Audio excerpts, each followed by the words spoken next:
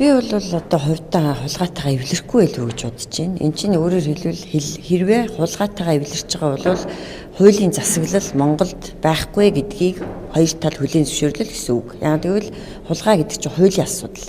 Тэр хуулийн асуудлаар хуулиараа шийдэгдэх ёстой атал ардын нам эвлэлтэхээрээ тэр хуулийн асуудлыг ингэж бас үгүй хийж эвлэлдэж байгаа бол энэ бол зарчмын хувьд маш буруу. Ингэж явах юм бол Монгол улсад ерөөсөө хууль хязгаарч хэрэгжихгүй. Тэгэхээр бол үгүй байх гэж битүүхэндээ найдаж байна.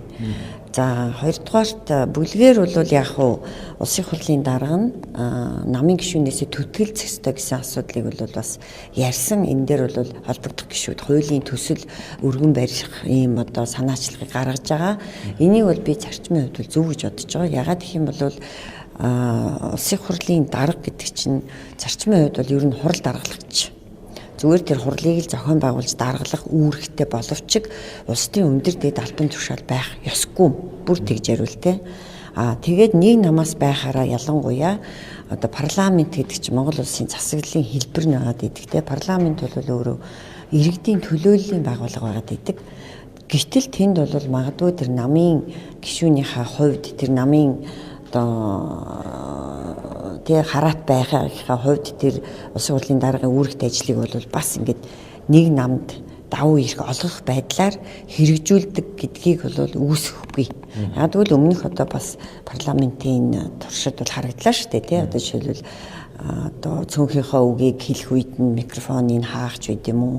Тэгээ одоо саналаа буруу өглөө дахиж өгье гэхэд нь тоохгүй дараагийнхаа асуудал руу ордог ч юм уу гэд ингээд баг саг гэлтгүй нэг юм намын нэг юм төлөөллийн үйл ажиллагаагаа хэрэгжүүлээд байдгийг.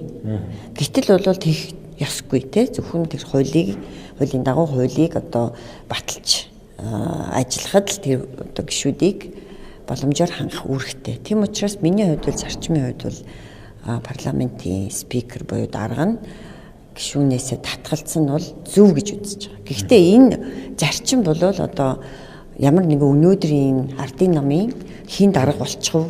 Хин их хурлын дарга болох гээд хин ерөнхий сайд болох гээд байгаа гэдэгт ямар ч хамааралгүй. Огтын хамааралгүй. Ерөөсөө энэ өмнөх сарын туршид явагдсан энэ үйлдэлээс бол харагдлаа Тэгээ намын дараагаар сонгогдохоор бүр ингээд төрлөө энэ намынхаа асуудлыг чирж орж ирж гэн.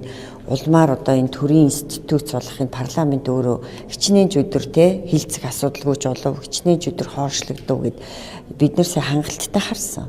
Тэгэхээр нэг талаасаа тийм байна, нөгөө талаасаа угаасаа ингээд тухайн намын гишүүдийг сонгогдсон одоо төлөөллийнх нь зарчмын дагуу бус намынх нь харьяалаар бас одоо ад шоу үзэх тэр спикерийнхаа алхахыг бол ашиглах ийм сөрөг үр дагаврууд бол гардаг.